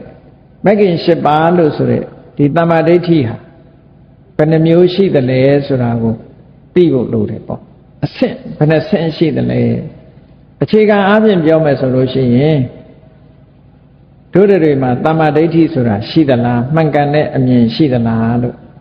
ရှင်သာရိပုတ္တရာမထေရမြတ်ကတမ္မာဒိဋ္ဌိဆိုတာကိုအခြေခံအဆင့်အနေနဲ့ဘယ်လိုပြောတော့ဆိုကုသိုလ်ကိုကုသိုလ်လို့သိတာလေတမ္မာဒိဋ္ဌိပဲတဲ့အကုသိုလ်ကိုအကုသိုလ်လို့သိရင်လေတမ္မာဒိဋ္ဌိပဲတဲ့လောဘကိုလောဘအကုသိုလ်လို့သိရင်လေတမ္မာဒိဋ္ဌိပဲဒေါသကိုအကုသိုလ်လို့သိရင်လေတမ္မာဒိဋ္ဌိပဲမောဟကိုအကုသိုလ်လို့သိရင်လေတမ္မာဒိဋ္ဌိပဲအလောဘအဒေါသအမောဟဆိုတဲ့တရားတွေကိုကုသိုလ်လို့သိရင်လည်းတမ္မာဒိဋ္ဌိပဲအဲ့တော့ကုသိုလ်အကုသိုလ်သိတာဒီပဲနဲ့တမ္မာဒိဋ္ဌိဒါအခြေခံကိုပြောတာနော်နောက်ကုသိုလ်အကုသိုလ်ဆိုတာရှိတယ်လို့လက်ခံနဲ့သိတယ်တမ္မာဒိဋ္ဌိပဲကုသိုလ်အကုသိုလ်ကံရဲ့အကျိုးရှိတယ်လို့သိတာလည်းပဲတမ္မာဒိဋ္ဌိပဲတဲ့အဲ့ဒီတမ္မာဒိဋ္ဌိကိုကမ္မတက္ကတာတမ္မာဒိဋ္ဌိလို့ခေါ်တယ်ကမ္မတက္ကတာဆိုတာကိုလုပ်တဲ့အလုပ်ဟာကိုပဲပိုင်တယ်ကိုယ်တဏ္ဍာမှာပဲဖြစ်တယ်ကိုနဲ့ပဲသက်ဆိုင်တယ်ကိုပိုင်တယ်ဆိုတာကိုနဲ့သက်ဆိုင်တာကိုပြောတာနော်သူများနဲ့မဆိုင်ဘူးကိုလုပ်ထားတဲ့ဟာကိုနဲ့ပဲဆိုင်နေတယ်သူများကိုပေးလို့ရမရဘူးသူလုံးဝသူရတယ်နော်ကြည့်လေလူတွေကရည်စူးပြီးတော့ကုသိုလ်ကောင်းမှုတွေလုပ်ကြတယ်မဟုတ်လားလုပ်ပြီးတော့အမျှဝေကြတယ်အမျှဝေတဲ့အခါမှာသူကမပါဘူးမလုပ်ဘူးဆိုသူမရဘူးအမျှဝေရင်အ ਨੇ ဆုံးသူ့လုပ်အားဘယ်လောက်ပါရမလဲဆိုတာဓုတာဓုဆိုပါရမယ်ဝမ်းမြောက်ဝမ်းသာလက်ခံမှုပါရမယ်မပါဘူးသူကနားမထောင်ဘူးတာဓုလည်းမခေါ်ဘူးဆိုမရဘူးအဲ့ဒီကုသိုလ်သူအကိုလုံးမကိုရတယ်ဆိုတာမဓမ္မထင်ရှားတယ်အဲ့ဒါကိုဘာကုသိုလ်ခေါ်တော့ဆိုပတ္တိဌာနပတ္တနုမောဒနာကုသိုလ်လို့ခေါ်တယ်နော်ဒီကနေအမြတ်တမ်းပေးဝေလိုက်တာပတ္တိဌာနသူကတာရုခေါ်လိုက်တာကပတ္တနုမောဒနာအဲ့ဒါလို့အနုမောဒနာဝမ်းမြောက်မှသာသူကုသိုလ်ရတယ်ဝမ်းမြောက်မှုမရှိဘူးမသိဘူးမသိကြိုးကြွနေရင်ကုသိုလ်မရဘူးသူမှာဒီလိုဆိုလို့တယ်အဲ့ဒါကြောင့်မို့လို့ဘာပဲဖြစ်ဖြစ်ကိုလုပ်တဲ့ကုသိုလ်ကိုရတာဒါကမ္မတက္ကတာတမ္မာဒိဋ္ဌိလို့ခေါ်တယ်အဲ့ဒီဟာမရှိဘူးဆိုရင်မိစ္ဆာဒိဋ္ဌိပဲသူကမနောကံထဲမှာပါတဲ့အဘိဓါဖြာပါဒမိစ္ဆာဒိဋ္ဌိဆိုတာအဲ့ဒီကံနဲ့ကံအကျိုးကိုညှင်းပယ်တဲ့ဒိဋ္ဌိကိုမိစ္ဆာဒိဋ္ဌိလို့ခေါ်တယ်အဲ့ဒီပုဂ္ဂိုလ်မျိုးဟာတဏှာဝကလွတ်ဖို့နေသားတာလူကောင်းသူကောင်းမဖြစ်လို့နောင်ဘဝတောင်ကောင်းရသူတွေမရောက်နိုင်တဲ့ပုဂ္ဂိုလ်တဲ့အဲ့ဒီပုဂ္ဂိုလ်နော်ဒါကြောင့်မို့အခြေခံအနေနဲ့ကမ္မတက္ကတာတမ္မာဒိဋ္ဌိရှိရဘာကြောင့်ကမ္မတက္ကတာတမ္မာဒိဋ္ဌိရှိရတော့ဆိုကိုလှုပ်တာကောင်းတာလုပ်ရင်ကောင်းတာဖြစ်တယ်မကောင်းတာလုပ်ရင်မကောင်းတာဖြစ်တယ်ဆိုတဲ့ခံယူချက်ရှိတဲ့ပုဂ္ဂိုလ်တယောက်ဟာမကောင်းတာဆိုတာဘယ်သူမှမဖြစ်ချင်ဘူးလေကောင်းတာပဲဖြစ်ချင်တယ်ကောင်းတာကိုဖြစ်ချင်တဲ့အတွက်ကြောင့်ကောင်းတာပဲလုပ်တယ်သူကဟောခုနကခံယူချက်မရှိတဲ့ပုဂ္ဂိုလ်ကြတော့ကောင်းတာလုပ်သည်ဖြစ်စေမကောင်းတာလုပ်သည်ဖြစ်စေဘာမှအကောင်းကျိုးဆိုးကျိုးပေးတာမရှိဘူးဆိုသူလှုပ်ချင်အောင်လှုပ်တာပဲလူဆိုတာလှုပ်ချင်တယ်ဘာလှုပ်ချင်လဲမဟုတ်တာပဲလှုပ်ချင်တယ်လေလူရဲ့တဘာဝကလူရဲ့တဘာဝတာမန်အပြင်ကြီးမယ်ဆိုရင်အကောင်းလှုပ်ချင်တာလားအဆိုးလှုပ်ချင်တာလားဆိုတော့အဆိုးပဲလှုပ်ချင်လှုပ်ချင်တာကအလွယ်တာကအဆိုးကလွယ်တာဟိုအကောင်းကခက်တယ်လေရေစုံတဲ့ရေဆန်ဟာစုံမှုကအမှန်တမ်းလွယ်တယ်ဆံမှုခက်တယ်ကုသိုလ်ဆိုတာရေဆန်လုပ်ငန်းတစ်ခုပဲအကုသိုလ်ဆိုတာလွယ်လွယ်လေးရဲ့လေရေစုံနဲ့သွားတာကိုအဲ့ဒါကြောင့်မို့လို့ဒီကမ္မတက္ကတာတမ္မာဒိဋ္ဌိရှိတာဟာအမှန်တမ်းလူကောင်းဖြစ်ဖို့ရအတွက်ဒါကမ္မတက္ကတာတမ္မာဒိဋ္ဌိရသော်ဘုရားသခင်ကိုရောမြတ်ကအနည်းဆုံးဗုဒ္ဓဘာသာဖြစ်ဖို့အတွက်ကမ္မတက္ကတာတမ္မာဒိဋ္ဌိရှိရမယ်ကမ္မတက္ကတာတမ္မာဒိဋ္ဌိရှိရင်ဗုဒ္ဓဘာသာမဖြစ်တောင်အဲ့ဒီပုဂ္ဂိုလ်ကကောင်းအတုတိရောက်နိုင်တယ်ကုသိုလ်ကောင်းမှုသူလုပ်တယ်လေလုပ်သည့်အတွက်ကြောင့်ကောင်းအတုတိရောက်တယ်ဒါပေမဲ့ဗုဒ္ဓဘာသာမဟုတ်ဘူးမဟုတ်လေကောင်းရတုတိရောက်နိုင်တယ်ဒီလိုဆိုတာဟောနောက်တစ်ခုဒီတဲ့အစစ်မြင့်တာတော့ဗုဒ္ဓဘာသာအစစ်ဖြစ်လာတဲ့အခါကျတော့ဝိပဿနာတမ္မာဒိဋ္ဌိလို့ခေါ်တယ်အဲ့ဒါကြတော့နိဗ္ဗာန်လမ်းကြောင်းကိုတက်ဖို့ရအတွက်မှန်ကန်တဲ့အမြင်တစ်ခုရအဲ့ဒီမှန်ကန်တဲ့အမြင်ဆိုတာဘာလဲလို့ဆိုရင်ဘုန်းကြီးတို့တွေကအာလုံးတမ္မာအမြင်နဲ့တဲ့အဆုံးဖြတ်နေကြတယ်ဘယ်လိုဆုံးဖြတ်လဲ ဒါကယောက်ျားပဲဒါကမိန်းမပဲဒါကငါပဲဒါငါဟာပဲဒီတဲ့ကြော်မသွားနိုင်ဘူးဟုတ်ကဲ့လားအဲ့ဒါတွေကိုကြော်ဖြတ်ပြီးတော့မြင်တဲ့တမ္မာဒိဋ္ဌိကြတော့ဝိပဿနာတမ္မာဒိဋ္ဌိဘယ်လောက်ထိအောင်မြင်လာရမလို့ဆိုလို့ရှိရင်တတ္တဝါဆိုတဲ့အမှတ်တင်ညာကိုကြော်ဖြတ်ပြီးတော့ရုပ်နဲ့နာနှစ်မျိုးပဲရှိတယ်ဟောရုပ်နဲ့နာနှစ်မျိုးပဲရှိကဲရုပ်နဲ့နှစ်မျိုးကိုအကြမ်းမြင်လေးပြောအောင်အကြမ်းမြင်လေးပြောမယ်မျက်စိနားနှာခေါင်းလျှာကိုယ်ဟောတာကရုပ်တရားနော်စိတ်ဆိုတာနံတရားမျက်စိနဲ့မြင်တာရုပ်တရားနားနဲ့ကြားတာနှာခေါင်းနဲ့နမ်းရှုတာခန္ဓာကိုယ်နဲ့လျှာနဲ့လျဲရတာခန္ဓာကိုယ်နဲ့ထိတွေ့ရတာဒါတွေကဘာတွေတော့ရုပ်တရားမြင်ပြီးတော့သိတာနံတရားကြားပြီးသိတာနံတရားလျက်ပြီးသိတာနံတရားနော်ထိပြီးသိတာနံတရားဟောနံတရားသိတာကနံတရားမသိတာကရုပ်တရားကိုယ်ခန္ဓာကိုယ်မှာနှစ်ပိုင်းရှိတယ်ဆိုတာကိုတတိထားကြည့်လိုက်နှစ်ပိုင်းရှိနေနောက်မှမျက်စိရှိတယ်မျက်စိကမြင်ရတဲ့အရာရှိတယ်ဟောမျက်စိနဲ့မြင်ရတဲ့အရာဆုံးလိုက်တဲ့အခါမြင်မှန်းသိလိုက်တယ်အဲ့ဒါကြတော့နံတရားမျက်စိရဲ့မြင်စရာအာယုရဲ့ကရုပ်တရားပေါ်လာတဲ့အသိစိတ်လေးကနံတရားလို့ဟောယုံနံလေးအ ਨੇ ဆုံးတော့꿰အောင်လုပ်ရလက်တွေ့꿰အောင်လုပ်ရထိုင်းနေတယ်ဆိုတဲ့အချိန်မှာကိုယ့်ကိုထိုင်းနေတဲ့အခါမှာတတိထားလိုက်တာနဲ့သိတယ်အောက်ကမာလားပျော့လားပူလားနွေလားအေးလားဟုတ်ကဲ့လားထိလိုက်လို့ရှိရင်ကြည့်ထိတာရဲ့အောက်ကထိเสียရဲ့ဒီနှစ်ခုပေါင်းစားလိုက်တဲ့အခါထိမှန်းသိနေတဲ့အတိလေးကနန္တရားထိနေတဲ့ခန္ဓာကိုယ်ကြီးရဲ့အောက်ကထိเสียရဲ့ကယုတ်တရားလို့ဟောလို့ယုတ်ကလေးနံလေး꿰အော်လောကဆိုတာဒါပဲရှိတာပါလားငါဆိုတာပဲဟာလဲဒီယုတ်နဲ့နံနှမျိုးတည်းပဲရှိတာပါလားလို့တတ္တဝါဆိုတဲ့အထင်မြင်တစ်ခုဖြတ်ကျော်ပြီးတော့ယုတ်နဲ့နံနှစ်မျိုးတည်းထိအောင်မြင်လာတယ်အဲ့ဒီမြင်လာပြီဆိုရင်ဒါနာမရူပပြိစ္ဆေဒဉာဏ်ဆိုတာရင့်တန်အောင်ပထမသင်ယူရတယ်သင်ယူပြီးတဲ့အခါမှာဆင်ញင်ရတယ်ဒီလိုဆက်လို့တာနော်ရုပ်နံအကြောင်းကိုဒါသင်ယူတယ်သင်ယူပြီးတော့ဆင်ញင်တယ်အော်ဟုတ်တယ်သဘောကျနောက်ဒီရုပ်နဲ့နံဟာဆိုင်ရာအကြောင်းတွေကြောင့်ဖြစ်တယ်ခုကြည့်လေမြင်သိစိတ်လေးဟာဘာကြောင့်ဖြစ်လဲဆိုရင်မျက်လုံးရဲ့မြင်စရာအာယုံနှစ်ခုစုံလို့ဖြစ်တာဆိုတော့အကြောင်းကိုမသိဘူးလားသူကသူဖြစ်သလားမျက်လုံးမိတ်ထားလို့ရှိရင်မြင်စရာအာယုံကိုမြင်မှာမဟုတ်ဘူးမမြင်ရသည့်အတွက်ကြောင့်မြင်သိစိတ်ဆိုတာဖြစ်ပါမလားမဖြစ်ဘူးမြင်စရာအာယုံနဲ့မျက်စိစုံမှမြင်သိစိတ်ဖြစ်တယ်ကြားစရာအတန်နဲ့နားနဲ့စုံမှကြားသိစိတ်ဖြစ်တယ်နှာခေါင်းနဲ့အနံ့နဲ့စုံမှနံသိစိတ်ဖြစ်တယ်လျှာနဲ့ရသနဲ့စုံမှလျက်သိစိတ်ဖြစ်တယ်ခန္ဓာကိုယ်နဲ့ထိတွေ့စုံတဲ့အခါမှာထိသိစိတ်ဖြစ်တယ်စိတ်နဲ့ကြံတွေးမှုစုံတဲ့အခါမှာကြံသိစိတ်ဖြစ်တယ်ဟောဒီလိုဆိုလိုတာနော်အဲ့တော့ပဲရပဲဖြစ်ဖြစ်ဆိုင်ရာအကြောင်းတရားတွေကြောင့်ဖြစ်တာလို့ဒီလိုရှင်းလင်းကြီးမြင်လာပြီရုပ်နဲ့နာနှမျိုးသာရှိတယ်အဲ့ဒီရုပ်နဲ့နှမျိုးကလည်းဆိုင်ရာအကြောင်းတွေကြောင့်ဖြစ်တယ်လို့မြင်လာလို့ရှင်အကြောင်းမှာတွဲဖက်မြင်လာလို့ရှင်ပစ္စယပရိက္ခဉာဏ်လို့ခေါ်တယ်အဲ့ဒါဝိပဿနာရဲ့အခြေခံပဲရှိသေးတယ်သူကဝိပဿနာဉာဏ်ကြတော့ဘလို့ထိအောင်မြင်လာတော့ဆိုခေါနကမြင်သိစိတ်လေးဟာဖြစ်ပြီးတော့ပြတ်သွားတယ်ဆိုတာကိုမြင်လာနော်ဖြစ်ပြီးပြတ်သွားတာဟာခဏမစဲဖြစ်လိုက်ပြတ်လိုက်နေလို့လုံးဝမတည်မြဲဘူးဆိုလိုတာကဒီမြင်သိစိတ်လေးဟာမျက်လုံးထဲမှာရှိနေတာမဟုတ်ဘူးမြင်ရတဲ့အဆင့်အာယုံမှာရှိနေတာလည်းမဟုတ်ဘူးမျက်လုံးနဲ့မြင်စရာအာယုံဆုံလိုက်တဲ့အခါမှာဒီမြင်သိစိတ်လေးဟာပေါ်လာပြီးတဲ့နောက်ပျောက်သွားတာမပေါ်ခင်ကရှိနေတာလည်းမဟုတ်ဘူးပေါ်လာပြီးတဲ့နောက်တည်မြဲနေတာလည်းမဟုတ်ဘူးလို့ဒီလိုသိလာလို့ရှင်ဒါအနိစ္စလက္ခဏာကိုသိတယ်အဲ့ဒါကြတော့မှဝိပဿနာတမ္မာဒိဋ္ဌိဆိုတာစတာ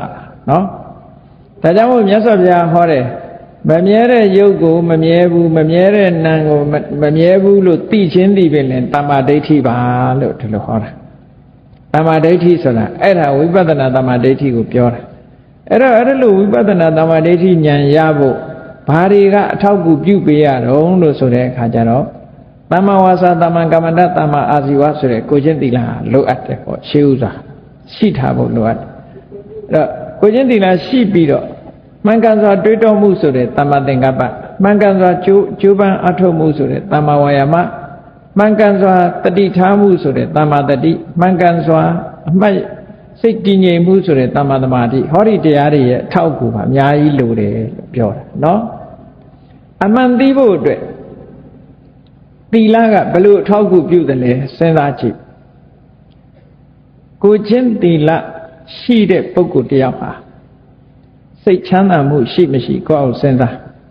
ကိုချင်းသီလကောင်းနေတဲ့ပုဂ္ဂိုလ်တယောက်ဟာကိုယ့်ရဲ့ကိုချင်းသီလကိုပြန်ပြီးတော့နှလုံးသွင်းလိုက်လို့ရှိရင်ဝမ်းသာမှုဖြစ်မဖြစ်ဩငါဟာပြောတယ်လေတလောတော်တခါကြီးတယောက်နဲ့တွေ့တယ်ငယ်ငယ်လေးတွေကသူအယက်မတော့ဘူးတဲ့လူကြီးတွေနဲ့တွေ့တဲ့အခါမှာလည်းပဲဘယ်လိုတောက်ခိုင်းသူဘယ်တော့မှမတောက်ခဲ့ဘူးဆိုတာသူဝမ်းသာအားရပြန်ပြောနေတာအသက်80ကျော်နေပြီခုအဲ့ဒါဟာစိတ်ကြည်နူးမှုကိုမဟုတ်တာမလုပ်ဘူးဆိုတာစိတ်ကြည်နူးမှုမရနိုင်ဘူးလားရနိုင်တာစိတ်ကြည်နူးတဲ့အခါဝမ်းမြောက်တယ်ဆိုတဲ့ပါမောဇ္ဇဖြစ်တယ်ဝမ်းမြောက်ရင်ဘာဖြစ်တယ်ဆိုပီတိနှစ်ချိုက်တယ်ကိုလုတ်ခဲ့တာလေးပေါ်မှာနှစ်ချိုက်ရင်ဘာဖြစ်လဲပတ္တတိကိုစိတ်ငြိမ်းချမ်းတယ်ငြိမ်းချမ်းရင်ဘာဖြစ်လဲဒုက္ခစိတ်ချမ်းသာတယ်စိတ်ချမ်းသာရင်ဘာဖြစ်လဲတမာတိစိတ်တည်ငြိမ်တယ်စိတ်တည်ငြိမ်ရင်ဘာဖြစ်လဲယထာဘူတဉာဏတသနာမှန်မှန်ကန်ကန်မြင်တယ်ဒါတွေကကြောင်းကျိုးဆက်နေတာတစ်ခုလာရင်တစ်ခုဖြစ်တာပဲဒါကြောင့်မို့လို့သီလဟာအရေးကြီးတယ်လို့ပြောတာသီလကနေပြီးတော့သီလရှိမှတမာတိတို့ပညာတို့ဆိုတာဖြစ်တယ်လို့ဒါကြောင့်မို့မြတ်စွာဘုရားသီလသိက္ခာတမာတိအဓိစိတ်အဓိသီလအဓိစိတ်တအဓိပညာသီလတမာတိပညာဆိုပြီးသိက္ခာ3ရပ်ကိုဆင်းပေးထားတာနော်ဟောကြည့်မဂ္ဂင်8ပါးဆိုတာလည်းကြည့်အောင်အဓိပညာဆိုတဲ့မှန်မှန်ကန်ကန်မြင်မှုဟာဘယ်သူရှိမှမှန်မှန်ကန်ကန်မြင်တာတော့စဉ်းစားကြည့်ဘုရားကစနစ်တကျဟောထားတာမှန်ကန်စွာမြင်မှုဆိုတာမှန်မှန်ကန်ကန်စဉ်းစားထမှမှန်မှန်ကန်ကန်မြင်မှုမဖြစ်ဘူးလားစဉ်းစားတာကိုကတလွဲစဉ်းစားရင်အမှန်မြင်မှမလားမမြင်ဘူးဒါကြောင့်မို့တမ္မာဒိဋ္ဌိပြီးတဲ့အခါကျတော့တမ္မာသင်္ကပ္ပမှန်မှန်ကန်ကန်စဉ်းစားရမယ်အေးစဉ်းစားပြီးရင်လူတွေကဘာလုပ်တုံဆိုရင်စဉ်းစားပြီးရင်ပြောတာလေပြောတာမို့လူတွေကစကားပြောတော့မယ်ဆိုရင်မစဉ်းစားပဲပြောတာမဟုတ်ဘူးတွေးပြီးတော့မှကိုပြောချင်တဲ့အကြောင်းအရာပြောတာအဲ့ဒါကြောင့်မို့လို့တမ္မာသင်္ကပ္ပပြီးတော့ဘာဟောတော့တမ္မာဝါစာပြောပြီးရင်လူတွေကဘာလုပ်တော့လုပ်တယ်ဒါကြောင့်မို့တမ္မာကမ္မန္တာတမ္မာဝါစာနဲ့ကပ်ပြီးတော့ထားအဲ့ဒီအပြောနဲ့အလုပ်ဒီအပြောနဲ့အလုပ်စင်ကြယ်မှအသက်မွေးမှုစင်ကြယ်တယ်ဆိုတော့ပြလို့တမ္မာအာစီဝါအဲ့ဒါလို့အသက်မွေးမှုစင်ကြယ်ဖို့အတွက်ပြင်းနေလို့ရှိရင်မရဘူးတဲ့ဒါမှမဟုတ်တမ္မာဝါယာမနောက်ကကြိုးစားရမယ်ကြိုးစားပြီဆိုတဲ့အခါတတိထားရမယ်ဆိုတဲ့အဓိပ္ပာယ်နဲ့တမ္မာတတိတဲ့တတိထားပြီဆိုတဲ့အခါစိတ်ငြိမ်ဖို့လိုအပ်တယ်လို့ဆိုတမ္မာသမာဓိပေါင်းလိုက်တဲ့အခါအဲ့ဒီမဂ္ဂင်8ပါးတွေကကြံတဲ့မဂ္ဂင်ဒီ9ပါးဟာတမ္မာဒိဋ္ဌိဆိုတဲ့မှန်ကန်တဲ့အမြင်တစ်ခုကိုအားလုံးအထောက်အကူပြုနေကြတာကြီးပဲအားလုံးဟာဒီလိုဆိုလို့တာနော်တခုတည်းမဟုတ်ဘူးအဲ့ဒီ8ခုလုံးပေါင်းပြီးတော့အလုံးလုံးတာပေါင်းပြီးအလုံးလုံးပုံလေးကိုစဉ်းစားကြည့်ထွက်လေဝင်လေလေးကိုမှတ်တယ်ကဲထွက်လေဝင်လေမှတ်လိုက်ကြမှတ်လိုက်တဲ့အခါမှာကြည့်ထွက်လေလေးကနာသီးပြားကိုထိတယ်ဝင်လေလေးကနာသီးပြားကိုထိတယ်ထိတဲ့အခါမှာထိမှန်းသိလိုက်တယ်ဟောအာယုန်လေးစိုက်နေတဲ့အခါမှာဒီလိုမသိဘူးလားသိတော့အဲ့ဒီထွက်လေရဲ့သဘောလေးကိုစဉ်းစားနေတာတမ္မာသင်္ကပ္ပလို့ခေါ်တယ်အဲ့ဒါလို့ထိအောင်ကြိုးစားနေတာကတမ္မာဝါယာမထွက်လေဝင်လေလေးပေါ်မှာစိတ်ကိုတီးနေအောင်တီးအောင်ထားတာကတမ္မာတတိစိတ်ကလေးငြိမ်နေတာကတမ္မာသမာဓိဆိုတော့ဟောဒီလေလေးရဲ့သဘောကိုမှန်မှန်ကန်ကန်သိသွားတာကတမ္မာဒိဋ္ဌိလို့ဆိုဟောမဂ္ဂင်8ပါးတဲ့ကဒါတွေအလုံးလုံးနေတယ်ဆိုတာအမှန်တမ်းထင်ရှားတယ်ဒီ9ခုကကမ္မထာထုတ်ပြီဆိုရင်ဒီ9ခုဖြစ်နေတာပဲသူကဆံကျက်ညီညီနဲ့ဖြစ်ပြီးစွမ်းအားတွေပြည့်သွားပြီဆိုတဲ့အခါကျတော့ဒီဝိပဿနာအခိုက်မှာကျတော့ဟန်ချက်ကမညီသေးဘူးတခါတရံအတွေးတွေကများခြင်းများမယ်တခါတရံကျတော့တမာတိတွေကများခြင်းများမယ်တခါကျတော့ကြိုးပမ်းအထောက်မှုတွေကလွန်ကဲခြင်းလွန်ကဲနေမယ်ဟန်ချက်မညီသေးဘူးဝိပဿနာဉာဏ်ရင့်တန်လာလို့ဝိပဿနာဉာဏ်ဆိုတာပြောတာဒီ8ခုနဲ့ပေါင်းလုံးနေတဲ့ဉာဏ်ကိုပြောတာနော်ပုပ္ပဘာကမက်လို့ခေါ်တယ်ဒီ8ခုတမ္မာဝါစာတမ္မာကမ္မန္တတမ္မာအာဇီဝတို့ကရှေ့ပိုင်းကနေပြီးသား နောက်5ခုအဲ့ဒီ5ခုနဲ့အလုံးလုံးရင်းကနေပြီးတော့နောက်ဆုံးကြတော့သူတို့5ခုဒီစွမ်းအားပြည့်လာပြီဆိုတဲ့အခါကျတစ်ခုတည်းလို့ဖြစ်သွားညီသွားတဲ့အကောင်လုံးဟာဆောင်ရွက်မှုကတပြေးညီဖြစ်သွားအလုံးဟာတညီတည်းဖြစ်သွားပြီဆိုတဲ့အခါကျတော့စွမ်းအားပြည့်သွားတယ်အဲ့ဒါကြတော့နိဗ္ဗာန်ကိုမြင်နိုင်တယ်ဆိုတဲ့စွမ်းအားတစ်ခုရသွားတယ်အဲ့ဒါကြတော့မက်လို့ခေါ်တယ်နော်မက်လို့ခေါ်လိုက်တာမက်ဆိုတာသူ့ကိုဘာကြောင့်ခေါ်တာတုံးလို့ဆိုရင်နိဗ္ဗာန်ခဝေတတိတိမက်ခေါ်မက္ခတိခဝေတတိနိဗ္ဗာန်ကိုရှာပေးတာနိဗ္ဗာန်ကိုသူကရှာပေးတာနိဗ္ဗာန်နဲ့တွေ့သွားပြီဒီ8ခုပဲနိဗ္ဗာန်ကိုရှာပေးတာအဲ့တော့ဘယ်လိုလုပ်ရှာတော့ဆိုကိလေသေမာရင်တော်နိဗ္ဗာန်ခိစ္စတိတိမက်ခေါ်ကိလေသာတွေကိုသူကဖယ်လိုက်တာဖယ်ပြီးတော့နိဗ္ဗာန်နဲ့ဝင်သွားတာအဲ့ဒီနည်းနဲ့ရှာပေးတာသစ္စာ၄ပါးနဲ့ပြောမယ်ဆိုလို့ရှိရင်မဂ္ဂသစ္စာကိုထူထောင်တာဒုက္ခသစ္စာကိုရှုပြီးတော့ထူထောင်နေတာအဲ့ဒီထူထောင်ရင်းကနေပြီးတော့မဂ္ဂသစ္စာစွမ်းအားပြည့်လာတဲ့အခါဒုက္ခသစ္စာကိုပိုင်ပိုင်ခြားခြားကြီးသိပြီးတော့သမုဒိယသစ္စာကိုဖယ်ပြီးတော့និရောဓသစ္စာကိုဆက်ရောက်သွားတာပဲတဲ့အဲ့ဒီပညာမျိုးထီအောင်ဒီပညာကတော့စွမ်းအားအကြီးဆုံးပညာလို့ခွန်အားလို့ပညာခွန်အားဆိုတာဒီခွန်အားထီအောင်ရမှဘုန်းကြီးတို့တွေဟာနိဗ္ဗာန်ကိုမျက်မှောက်ပြုနိုင်မှာဖြစ်တယ်ဒီပညာခွန်အားမှမရလို့ရှိရင်နိဗ္ဗာန်နဲ့ဝေးသေးတယ်လို့ဒီလိုအောက်မေ့ကြရမယ်ဟုတ်ကဲ့လားဒါကြောင့်ကြံတဲ့ခွန်အားတွေဟာသူလောက်စွမ်းအားမကြီးဘူးဒီပညာခွန်အားသည်နိဗ္ဗာန်ထီအောင်သွားနိုင်တာဖြစ်သောကြောင့်စွမ်းအားအကြီးဆုံးခွန်အားဖြစ်တယ်လို့ကိုယ်စီသဘောကျပြီးလူတွေမှာရရှိရမယ်ဘုရားမြတ်စွာသာသနာတော်နဲ့ကြုံတွေ့တဲ့အခါမှာစွမ်းအားအကြီးမားဆုံးဖြစ်တဲ့ဝိပဿနာပညာလို့ခေါ်တဲ့ပညာခွန်အားကိုရရှိအောင်ကြိုးစားအားထုတ်နိုင်ကြပါစေကုန်တည်း